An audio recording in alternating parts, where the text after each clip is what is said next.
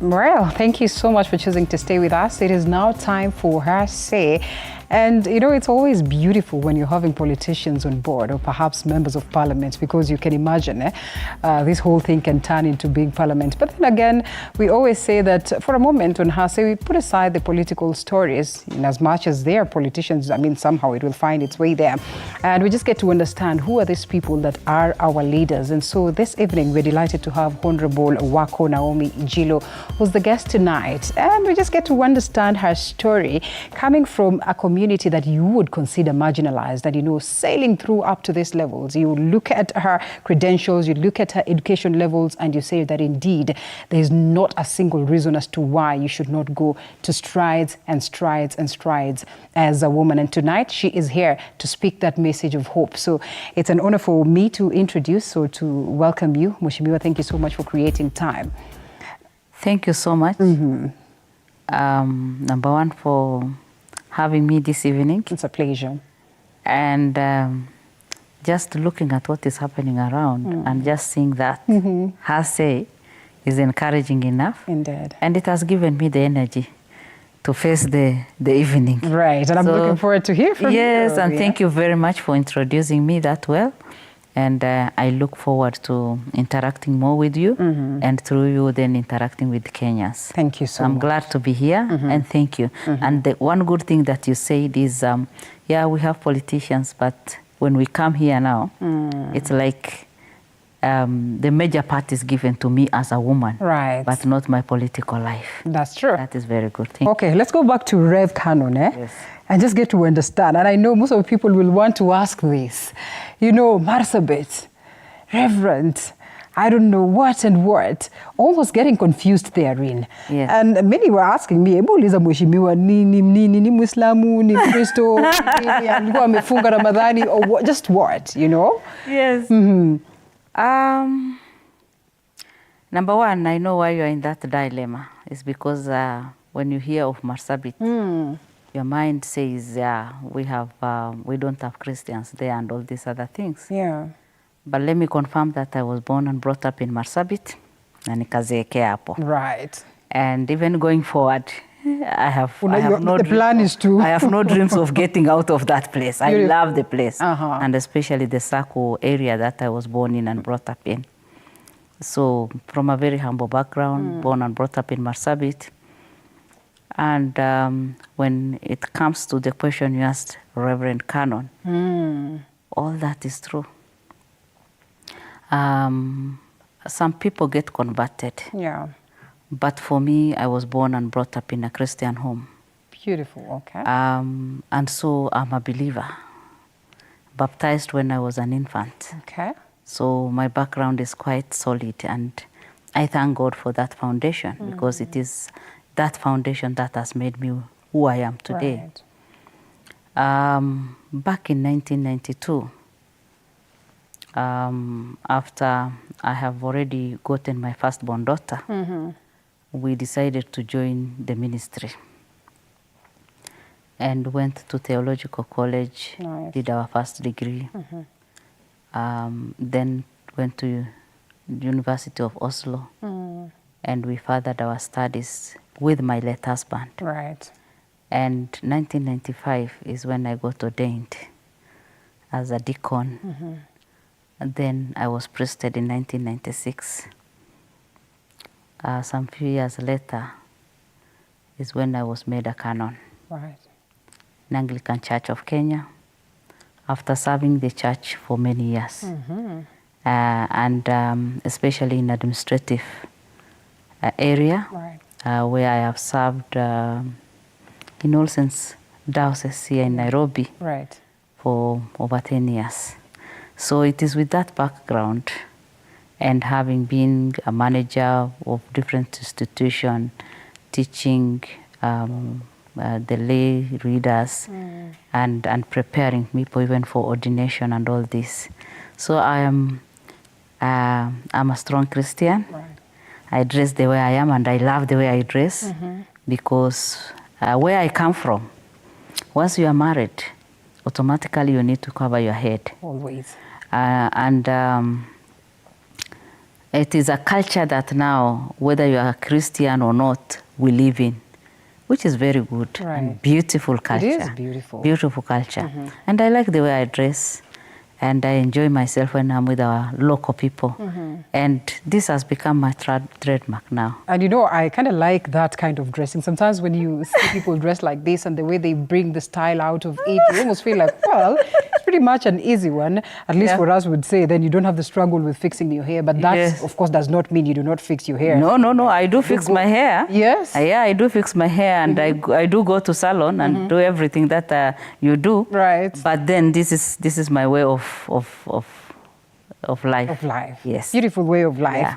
I'm glad that you mentioned your husband here. I was just looking through your social media pages, and just 2 days ago, I came across this tweet that you tweeted, and you say, "Today marks a solemn occasion as we reflect on the 18th anniversary of the tragic Marsabit plane crash, a day that claimed the lives of esteemed leaders who served our nation with unwavering dedication." This very important day that you always highlight every single year. Yeah. Could you tell us something small about that, even as we say Pole once again? Thank you. It is something that is hard to talk about. Yeah. Let me say that so far, I thank God, because God has always remained a faithful God. And I can only say that He is and He has been my Ebenezer. Yeah.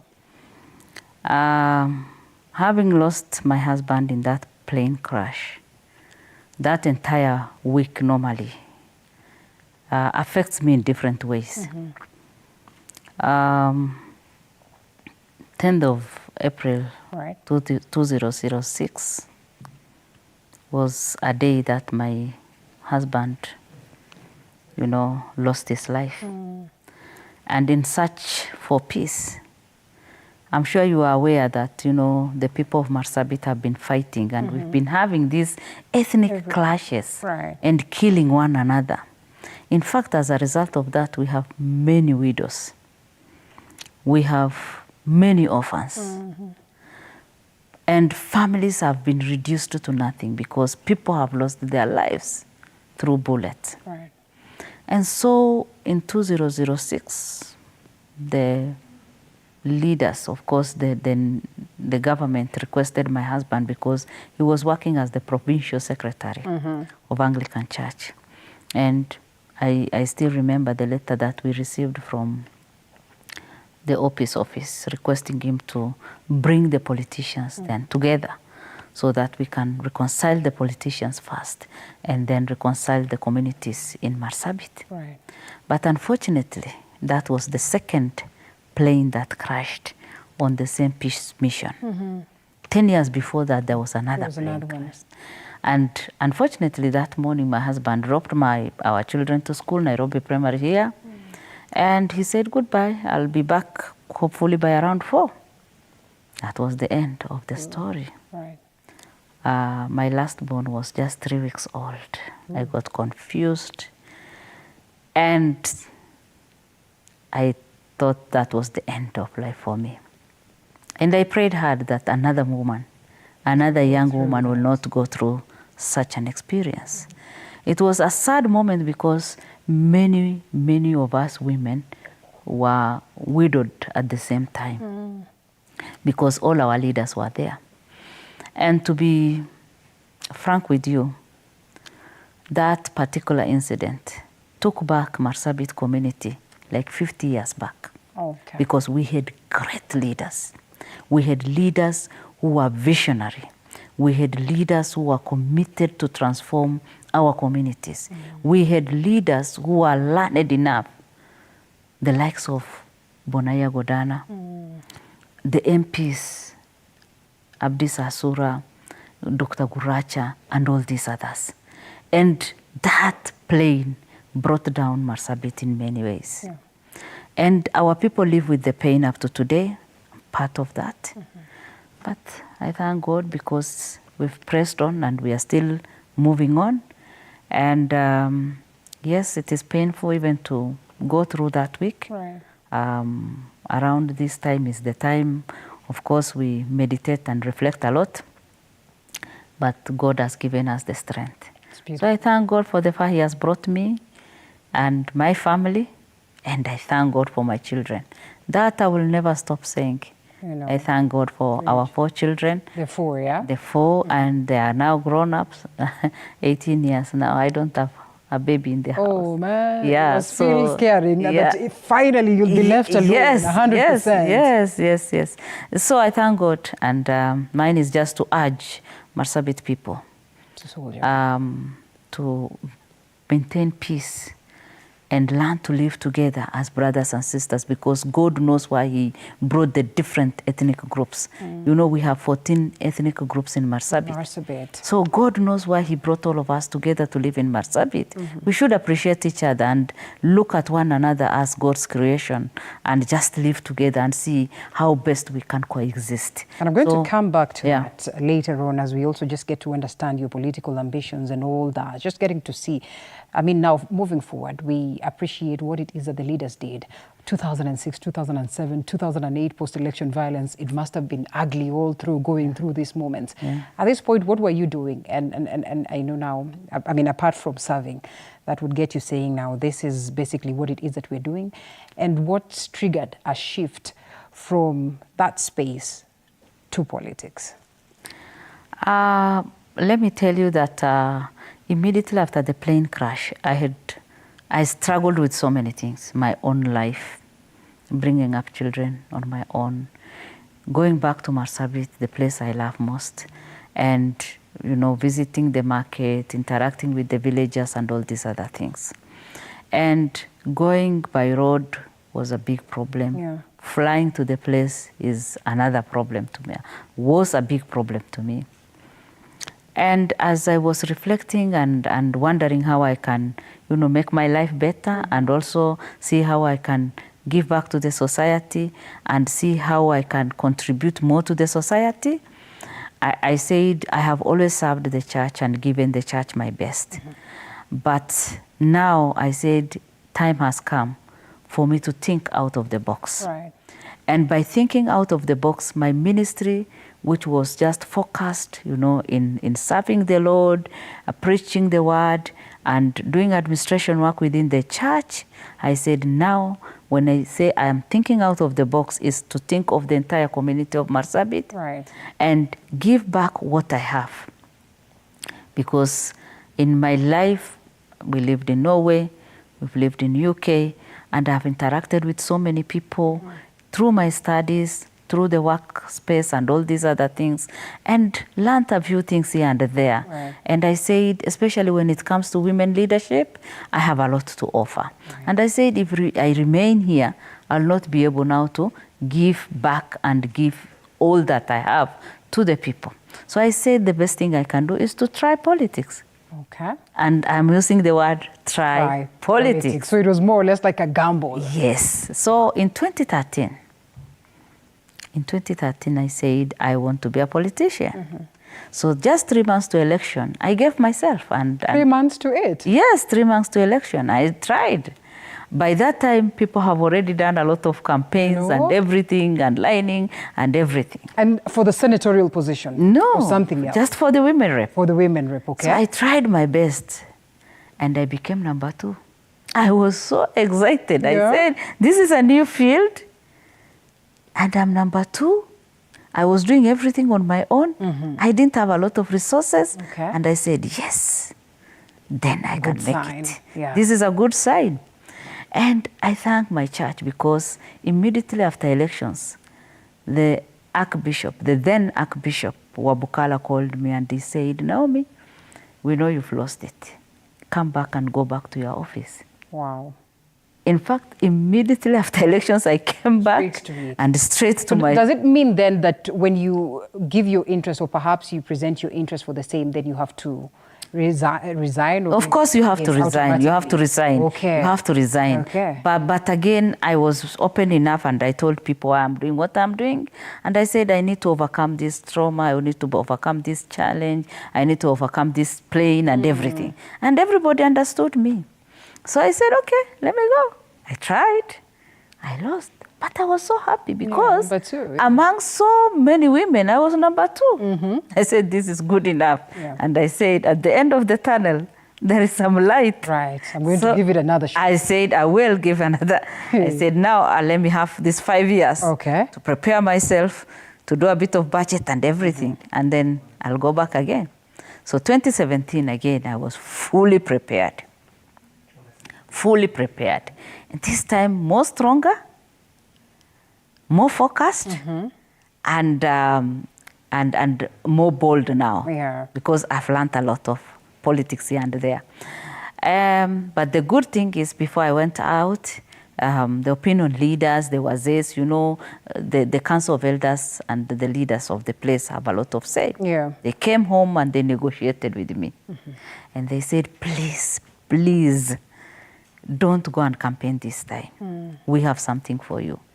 And the president, and then the deputy president, also, especially the deputy president, who is now our president. Your party leader. In fact, he called me and he said, Naomi, don't go for campaigns. I want you to try something else. And he told me to do 1, 2, 3 things. Came to Jubilee House here, dropped my certificates, my CV and everything, and he advised me to do 1, 2, 3 things. And I did exactly that. I was to go to Eyala. And I said, okay, this is still okay, but I'll be far from home and I will not be doing the politics that I want to do. But I didn't say anything to anybody. I just prayed. Again, one evening he called me and he said, we might not take you to Eyala. You will see your name. We are proposing your name for the senatorial position, nomination now. And I said, wow. But why, didn't you ask yourself at this point, why me? Were you so much so of friends, with the head of state plus the deputy, or just how different? Or it is what it is that you were doing in your respective space? Let me tell you, number 1 is the grace of God. Purely, because there are very many women who... Number 2, I had quite some impact on the ground. And I had a good following. So everybody knew if I go for this position of women rep, I might be able to spoil from 1 or 2 people. So in order to reduce the risk, pressure down there. Pressure down there, they had to fix me. And I thank God. So I was fixed, and I went to Senate. And I always say my 5 years in Senate really molded me, because it didn't take me far from my own character. And I was able to continue with my own lifestyle, and again, doing good politics. I think for new politicians, the best place to start is Senate. Because there, it's very orderly, very executive. And you can do your things in a very executive manner. And I enjoyed my... Are you telling us that Hapa Bunge National Assembly is bad news? No, it's not bad news. It needs a bit of energy. A bit of energy, some good planning and thinking, and you must be very fast in. Was it the Senate factor, or maybe the fact that you were nominated? Because I tend to see these senators that have been elected equally exercising some bit of muscle in terms of managing the county. Yeah, but you can't compare Senate and National. National Assembly. So I went there, and I thank God, because I was able to do what I'm supposed to do. And at the same time, I was able to serve our people. I could go there on monthly basis, do some small things. And one thing that I focused on was peace. Maintaining peace, bringing communities together, promoting peace through youth and women. And that really helped me. I was doing what I liked most, because for me, our people in Marsabit to live together as brothers and sisters is number 1 thing. Most important thing. It's the most important thing. So I enjoyed doing that. And at the same time, I had a lot of well-wishers, people who would identify themselves with me. We could go do 1, 2, 3 things, and it was good. And I was able to bring out my leadership, skills, and everybody liked it. So when the time came for campaigns, now I was a bit stronger than even that time. So I played my cards well, and God also helped me. And in addition to that, the different communities in Marsabit just liked my politics, my campaign and everything. And they elected me as their women rep. So in this case, and I'm thinking about Marsabit, this card of religion, this card of, the fact that, because most of the times these cards are playing out, because I have seen in different countries that religion is quite a huge factor. Language is quite a huge factor. Sometimes it goes to levels of, family. It is quite a huge factor. This one's never played, or this ones were never, to your disadvantage? It served to my advantage. Okay. My religion, of course, we have most of our people, majority of our people are Muslims. Muslims, yeah. But people respect each other. And so people have accepted me the way I am. And they have elected me. And this is Toshe, when after election, I still say thank you to our president. He made me the deputy chief whip of the National Assembly. Yes. Being a woman from Northern Kenya, my first time in National Assembly, all many things. Still, the grace of God. Yeah. So, I'm thankful to God and to our people. They have many people who may be even better than me, but. And they seem to like you so much. They're actually telling you to go for the gubernatorial position. Oh, yes. Oh, yes. Oh, yeah? That is true. That is the way that is the next. You can go to Marsabit. They'll tell you, Governor ni mama. They've already declared that. What is this thing? What is this different thing that you're doing? And say for the ladies, because then, well, we know that woman rep position is largely about the women, largely about, and as they always say, we are our own enemies. I don't know. Yes. For me, it is just giving my best to the people. Okay. And I am myself. I don't want to be like any other person, any other leader. I am myself. I know I'm a woman, and so I play my cards as a woman, as a mother of my children. They like it that you are in politics and... My children? Yes. Let me not talk a lot about that, but they have no option now. This is mama, and this is what she's doing. This is mama, and they have to cope with it now. Right. So they may not be excited. They may not be too excited, but they have to give me their support. Yeah. And they give me full support. Beautiful. And my best friends are my children. So when they're around me, it is heavenly. They give me enough energy to face tomorrow. So with my people, with our people in Marsabit, you are right that they are saying, Governor ni mama. And again, I'm saying in politics, even one day is like 1,000 days. Right. You don't know. But as per today, I'm still their favorite. Right. And it is my prayer that I will serve them well. Because if I'm not giving them the best services, then I have no reason of going for the gubernatorial or a higher position. Yeah. And if I'm not capable of holding that position, I wouldn't want to embarrass myself. Okay. But I have a strong feeling that I'm capable, I'm passionate, and I have the ability to transform Marsabit and its people to the level that we want to be.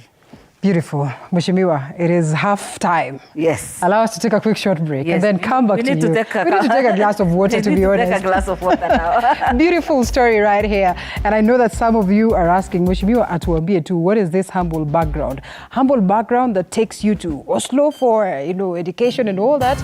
Just how humble can humble be after this short break.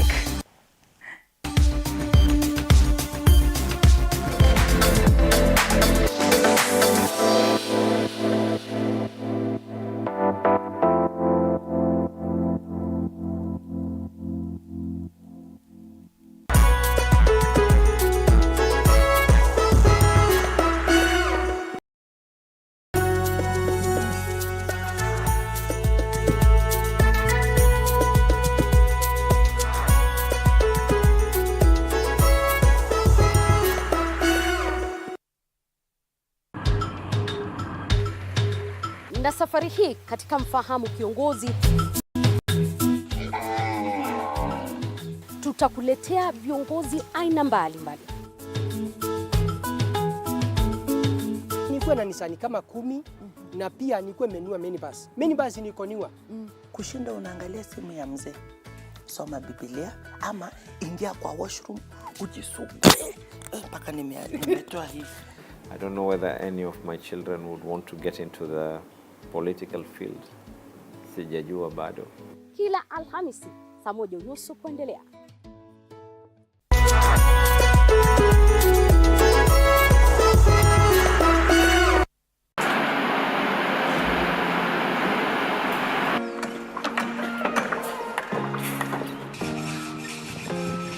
Join us on a journey through the concrete jungles and rising skylines, where every beam, every nail tells a story of progress and vision. In every aspect of life, you know, you have to look at several dynamics. From groundbreaking, Nowadays with the tech, you can check on different websites or you check online and you can see some inspiration. So at least that one would be a direction already. I'll know like what kind of style you're going for.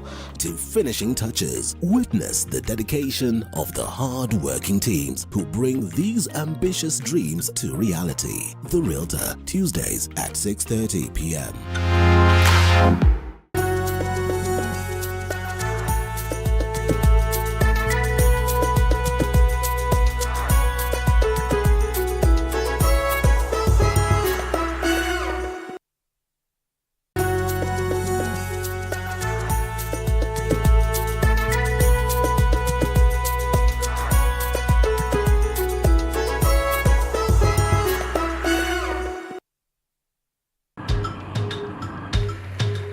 Na safari hii katika Mfahamu Kiongozi tutakuletea viongozi aina mbali.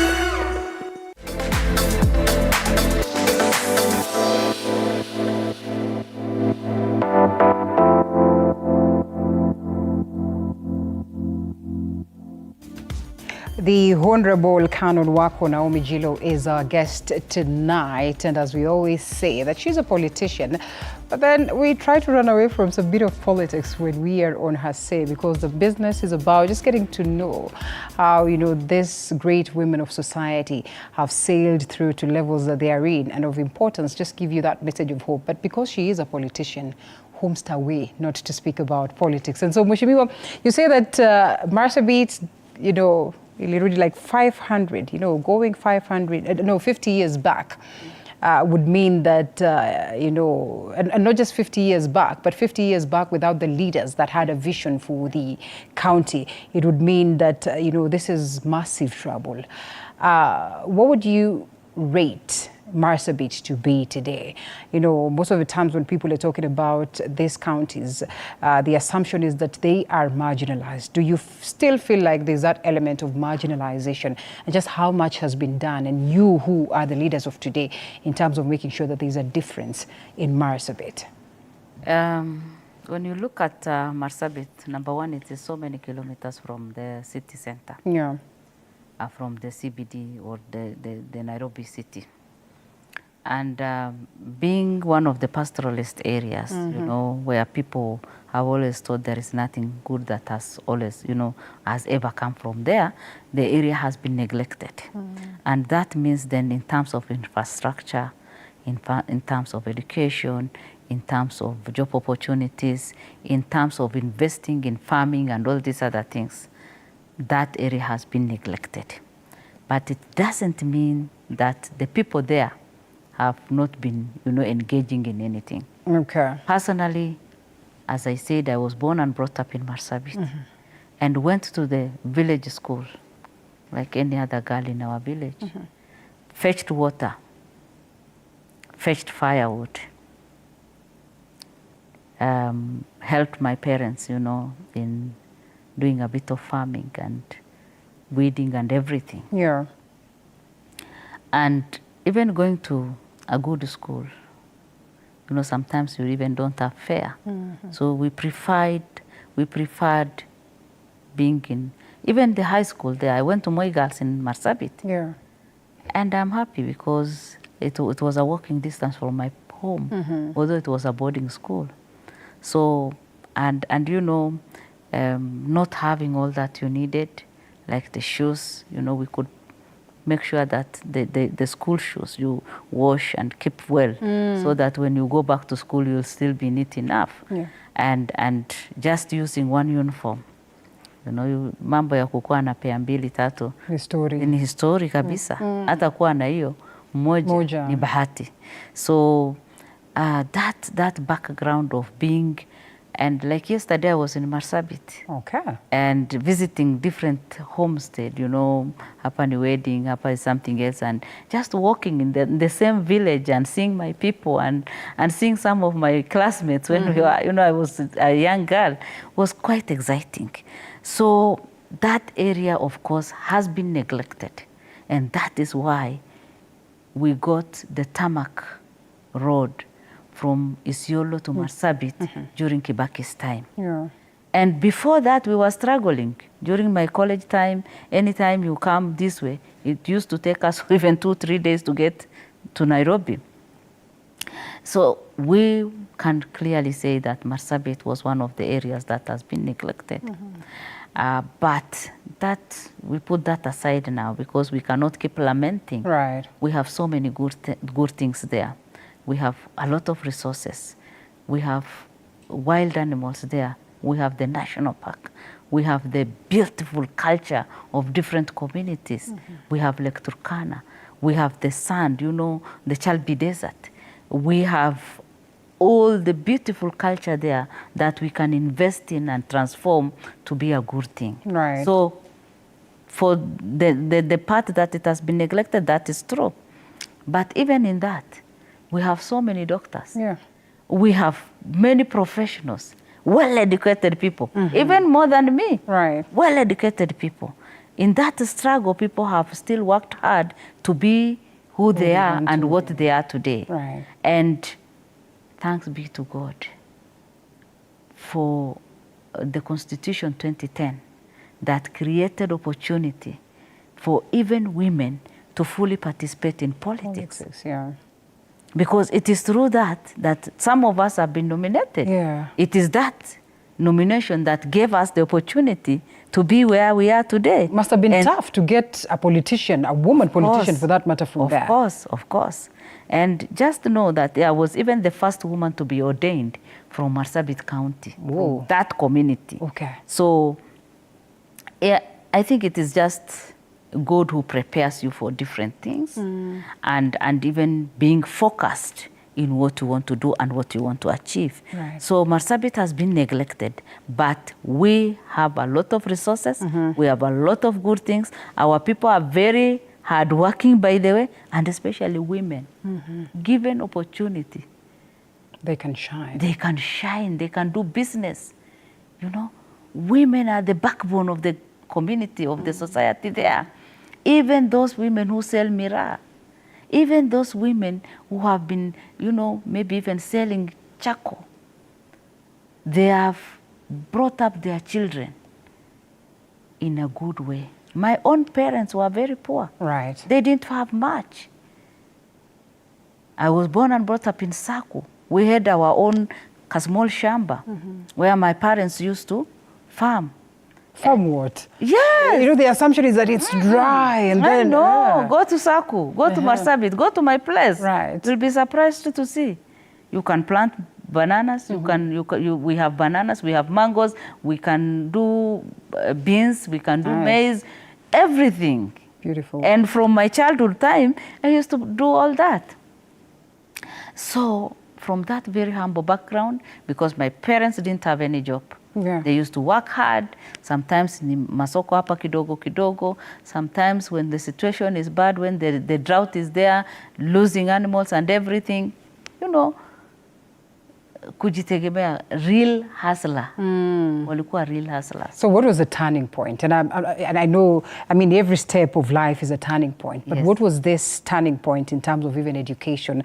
Once again, I said, if you look at the credentials and, you know, the papers of Mheshimiwa here, you'd say that indeed it is possible, you know, masters, not one, but two. You know? Let me tell you, my own mom, and may her soul rest in peace, lost her just like 1.5 years ago, just shortly before, 2 years before elections. Ooh. Just shortly before elections, and we lost her to cancer. She was a very hardworking woman.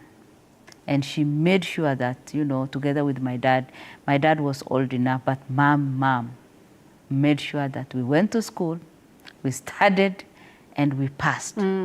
She didn't go to school, but she pushed you She pushed us to do that. Right. And it is through that, and even my own faith, her prayers, her commitment to church, being that solid woman in church and doing what she did really inspired me to be what I am today. And I respect her even if she's not with us. And it is her who invested, who worked very hard. And we all went to school in my home. So we are all working. But... How many are you? We are 3. Oh, siblings? Yes. Oh, beautiful. So, and I was the firstborn. I had no option. I had to work you had to shine. hard. You had to shine. I had to work extra hard. Yeah. I had to work extra hard. And I got married because, you know, in our community, you get married. And at what getting age? a husband was not a big problem. At what age? Of course, I was engaged when I was young, but I was not immediately married. I was married after I finished my college and everything. So engaged with the same man?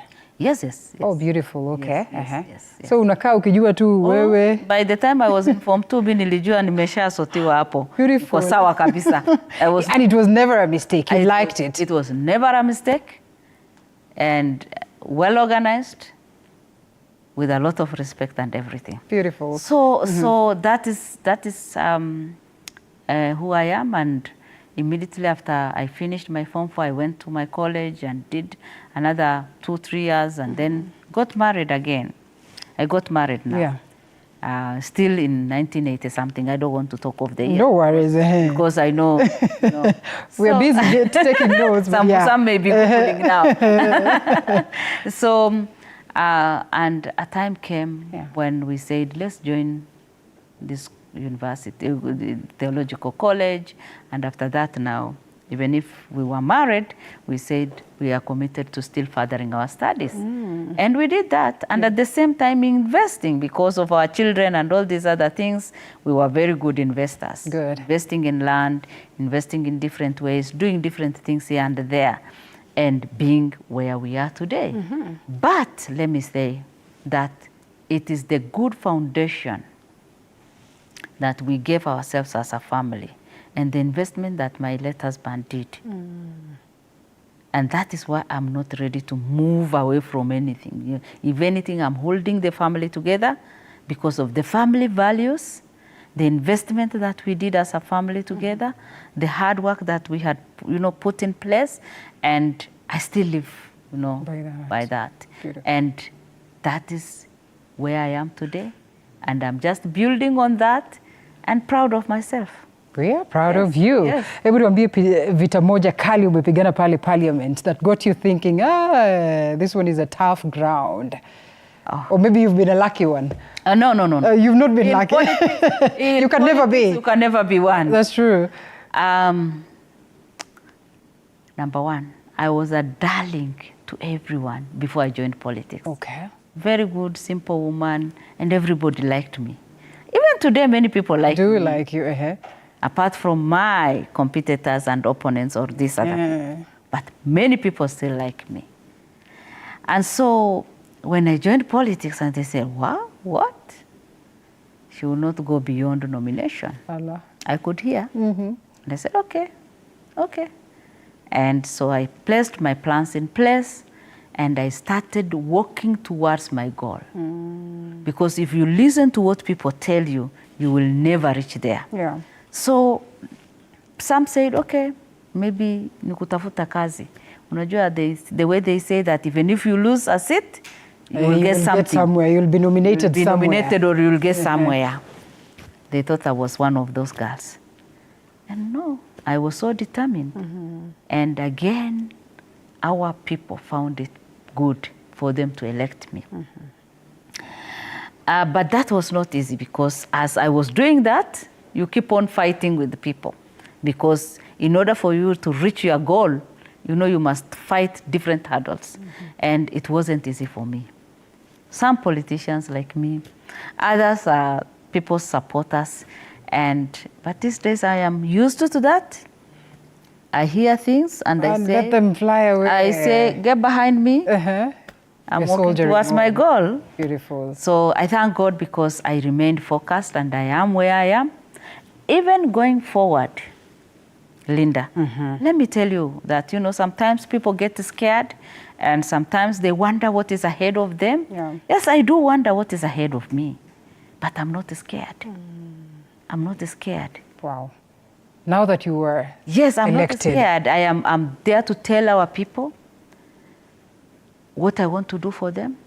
And I want to provide that leadership with a difference. That leadership with a difference. Marsabit is a large county with many vulnerable people. And all these people, what they need is a listening ear, is a transformative heart that is there, so that we invest in the education of our children. That poor mama, who was like my mom many, many years ago, if I invest in that needy child, that child will be able to transform the life of his mother or her mother. That child himself or herself will be transformed to be like me today. And that is the vision I have. Beautiful. That is the heart. That is what drives me. So that I can walk this journey with the vulnerable people of Marsabit and show them the light that is there by investing in education, by listening to their needs, by bringing development through the funds that will be in Marsabit under my leadership, and putting every coin to use and account for. And not to build me or to grow me and grow the people around me, but to make sure that every coin that is meant for Marsabit people will grow and it will be used to transform lives of our people. I want you to tell us what are some of the things that you are doing even as you speak to the people or the girl or the women of Marsabit. But before then, what is a typical Sunday for you? And now that politics is here, and you know, these are people who have elected you. You have not been appointed, you've not been nominated for a certain seat, so therefore they're looking at you and they're saying, Mheshimiwa, you know, it is our vote that put you there. This is what it is that we expect for you to do. So I can imagine the days are very busy. A typical Sunday for you now that you were in that line before. Normally my Sundays are dedicated to my family and church. Okay. I go to church and just have time with my family. But today that is not the case. Yeah. I go to church and the afternoon is normally taken away because somebody calls you and says, I have a needy child, I have someone in hospital, somebody has just died, we need to have this emergency meeting and all these other things. So sometimes the afternoon is taken from my family. But normally on Sunday mornings, I go to church, I worship with my children, we go for lunch, and then I get home, or maybe change, and then go for meetings. But I try to avoid as much as I can. When it comes to my days, if I tell you what I have achieved for the last 1 week, you'll not believe. Is it so? Yes, because Tuesday to Wednesday, Tuesday to Thursday, I'm in chambers. And being the deputy chief whip, I must be there to whip people to make sure that, you know, our business as Kenya Kwanza government is given attention. Okay. Is given attention. I do that. And Thursday night, I travel to Marsabit. On Friday, I was in Marsabit doing different things and visiting different villages. This morning, I was in Nairobi because I had a function this afternoon somewhere. And you were supposed to be here. Now, I am here. Tomorrow, goodness. I'll be in church. Before you know it, it's an afternoon with your children, and who is going to call you have no idea. Yes. So that is how I do. It must be fulfilling to see you. Yes. And to feel that you have managed to do all these things in such a short time. And one thing I always pray for is good health. 100%. I tell God, God, you know, I have a lot in my hands. I cannot afford to be sick. I know. What can you tell the medics tonight? I will say something. I just tell God, God, I cannot afford to be sick. You know what I say? And you know God hears? He does. You know, God hears that. What I say is, I cannot lose my voice, God. Yeah. Neither can I have anything on my face because I have to do this thing. And God hears. Like for very many years since I began doing this thing, He does hear. Yes. So like as I was traveling last night, I said, God, I need this energy. When you look at me, energetic, vibrant, lovely, and all that. So that is God. Let me say something to our medics. Yeah. As one of the leaders in the country, I do understand their concerns. But they need to know that sometimes when God calls you into a certain ministry, it goes beyond the earnings. It is your passion. Yeah. And you must fulfill what God has called you to do. Last evening before I came back, I visited a family. And I visited that family in the hospital because their child suffers from cancer. I saw the baby. She looked different because she had gone through chemo and everything. A little bit better than when I saw her first. Then I asked the mother, why are you here? This child needs to be in hospital. And the lady wept and she told me, because of the strike, they couldn't keep us in the hospital. A 5-year-old girl suffering from cancer, having gone through chemos, and she was to go to theater so that they can now do a surgery and remove. But unfortunately, they are in Marsabit today. I wept. I felt for that mama. They have no money, they have already exhausted all their money. They have traveled to Marsabit and they have to travel back to Nairobi, to Kenyatta Hospital. That is just one example. And in case anything happens to that child, because of these few weeks now, you know, it would be unfortunate. God will ask somebody, I told you to take care of your brother. Where is your brother? Where is your son? Yeah. And I tell our doctors, medics, that question may come to you one day. And God will ask you. I empowered you. I gave you the knowledge. I gave you the opportunity to save a life. Where were you when this number of lives were being lost? Cain, where is your brother? Where is your brother? Ooh. All right. So put aside the demands. Serve the people. Fair enough, Mheshimiwa. Time is moving very fast. You know, we have to tell the people of Marsabit, those ones that probably did not get to see you yesterday. Yes. What is ongoing? Those ones that are looking forward to play that cup. What was the name of the match again? In August. In August, eh? It is on. Honorable Naomi Super Cup. Okay. When you look at me, you don't think that I can play. Can you? Wait for August. We're looking forward to that. And we have our team here, actually, the sports team that is in Kisumu right now. They've been there for the better part of the weekend. Please, when the cup is there, invite us. I will invite you. Sports team. Please support me and come and interact with our young people. Definitely. They are already looking forward. Right. They're already looking forward. And what is the purpose of that? Number one, peaceful coexistence. Very important. Number two is to advocate against FGM. Yeah. Oh. 3, early marriage. 4, drug addiction. That is our mission for one good week. Great disadvantages for a society if it has to experience development. Yes. I bring people together, bring our young people together, and we play together, we interact, and we look at each other and say, okay. Oh, there's more to life than just marrying at a very tender age and FGM and all this. Yes. What are you doing to them, especially the ladies, now that you're a representative of the women? Our women need a lot of empowerment. Number one, as you know, it is a patriarchal society. Yeah. we ourselves as women, we belong to people. We belong to someone. Yeah. And so it is just to tell people, yes, let us remain women, because I am a woman and I will remain a woman forever. Let us be women. Let us be mothers. Let us be wives. But let us also know the opportunities that are there for us.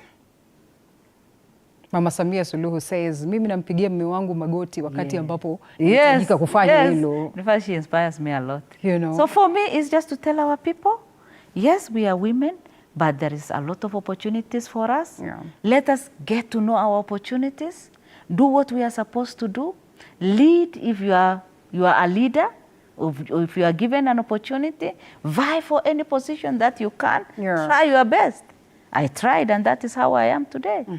That is how, that is how I came to where I am today. So try.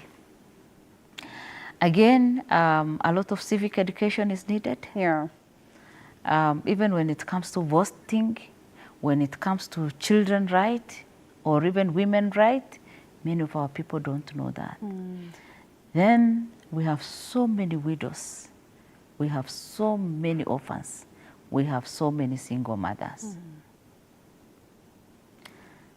The Office of Women Rep, the funds that I have, ni kidogo sana. Yeah, for a whole county. If it is empowering, it is a check of maybe 100,000 to a certain group, women group, to a certain youth group.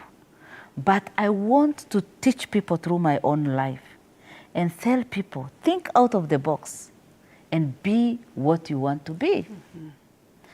Do not allow anybody to intimidate you. Even if it means doing your business. Once you succeed in business and in what you do, people may not like what you are doing. And your success may not be, may not excite many people. But you have to remain focused. And as a woman, I strongly believe in the resources that are in the hands of a woman than the resources that are in the hands of a man. Because women are very they are transparent. They are trustworthy. They are passionate. They are passionate in doing what they want to do. And then accountability. They are good at that. Because if you look at women and their families and their children, women will always make sure that they will take care of the small resources that are available. That are available. People are going to feed. Yes, and make sure that their children will be fed well, the husband will be taken care of. Right.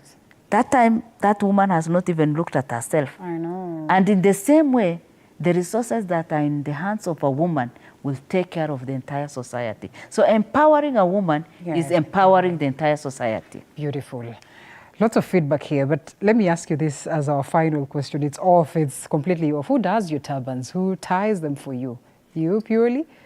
I do it myself. Okay. I do it myself. All right. I'm happy because it has become part of me now.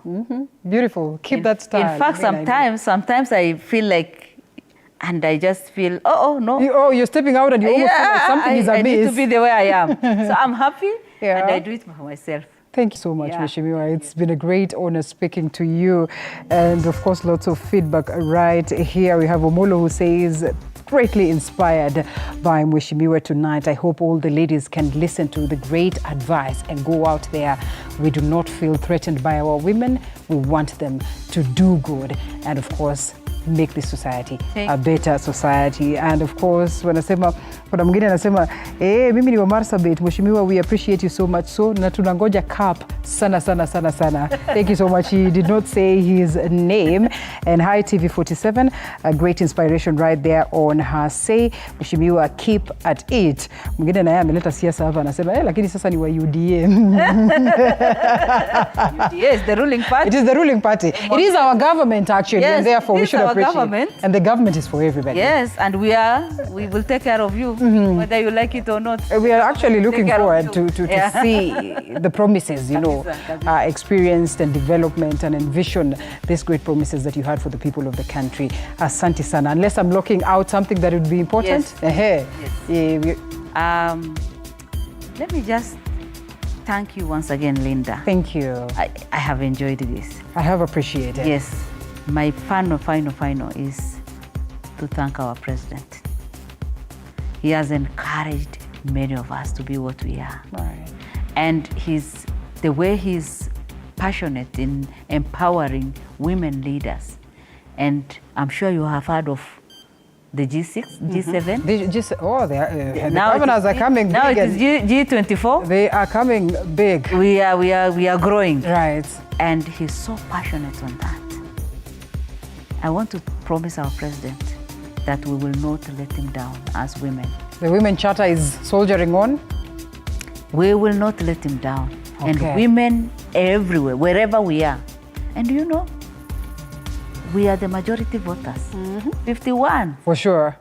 Me and you. Uh-huh. So if we just put that into practice, I tell you, we will transform this country. Go to Rwanda. See what the women of that country have done.